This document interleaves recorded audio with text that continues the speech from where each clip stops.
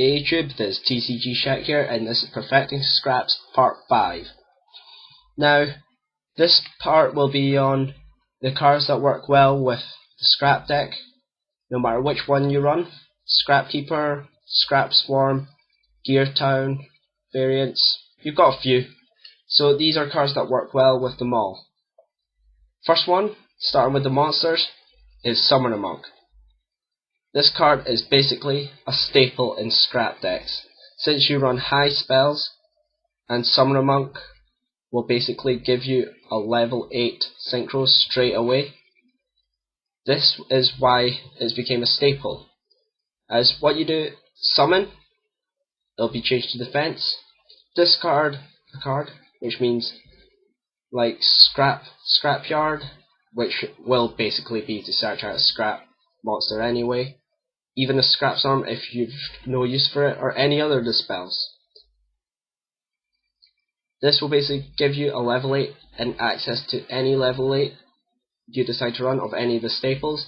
This also gives you access to Dark End Dragon, which was what I ran before, but depending on how many darks you run, which means this will depend on if you decide to run it or not, most likely. So Scrap Keeper decks will probably run this Scrap Dark End Dragon. Well, the one I run, since this is basically the only way to make it, I decided not to. But it's your choice.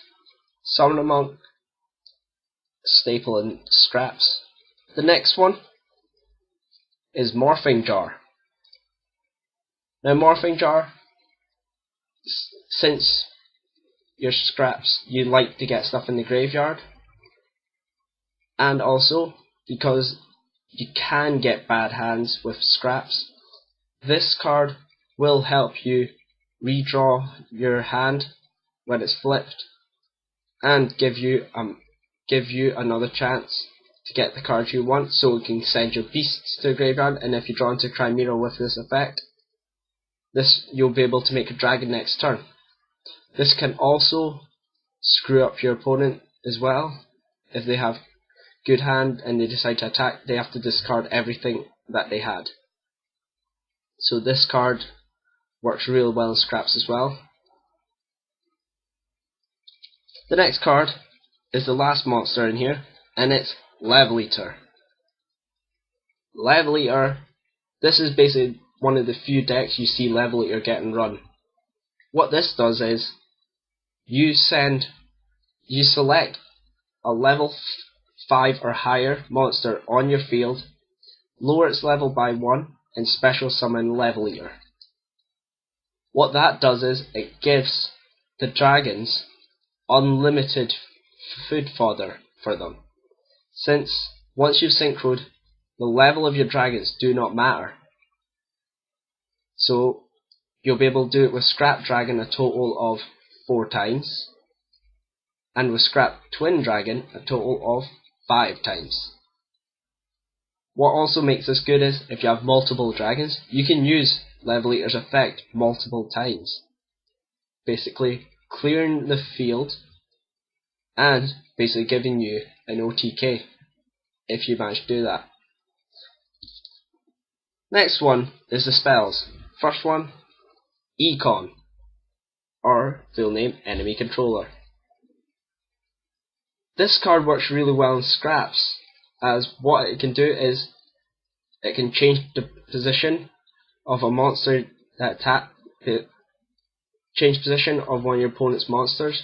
So if they try to attack, say your Goblin with a DD Warrior Lady, you can change its position to stop it getting removed from play, because Scraps cannot deal with their cards getting removed, which is why most people concentrate on either removing the Scrap Chimera or the Scrap Dragons, so you cannot recycle it.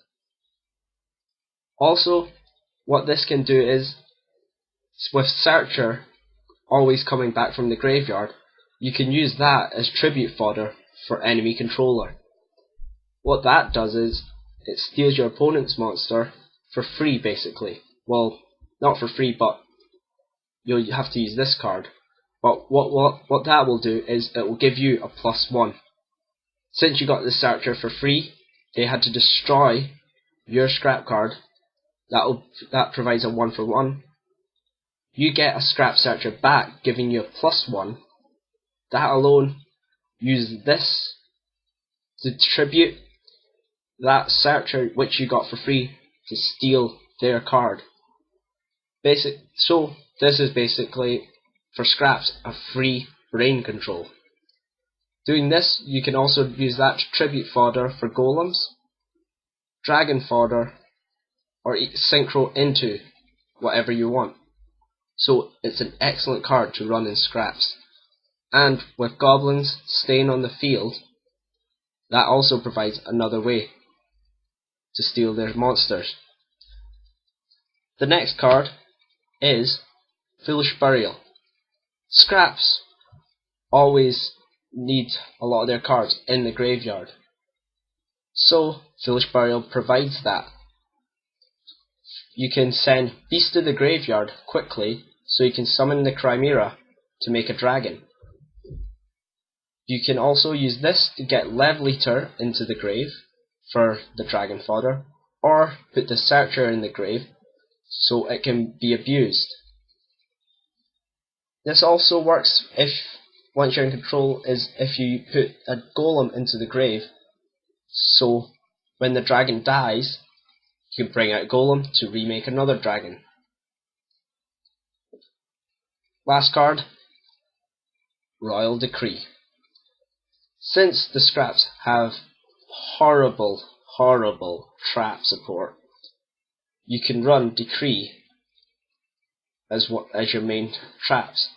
And also, since you run high spells, Decree will also help that.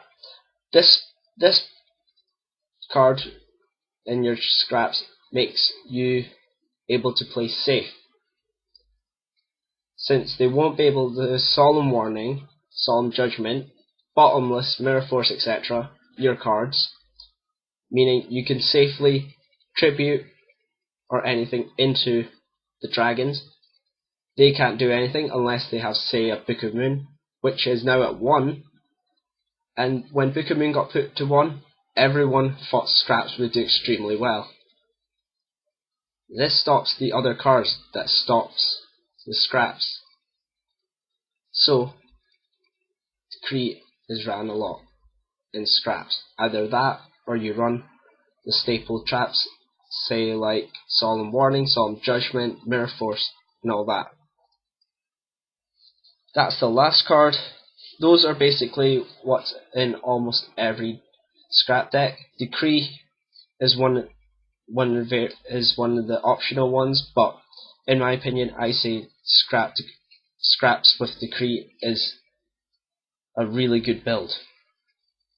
Level Eater is a kind of your own choice, depending on how much you're able to put Level Eater into the grave, because it can be a dead draw, but you're still able to summon it, defend for that turn, or something.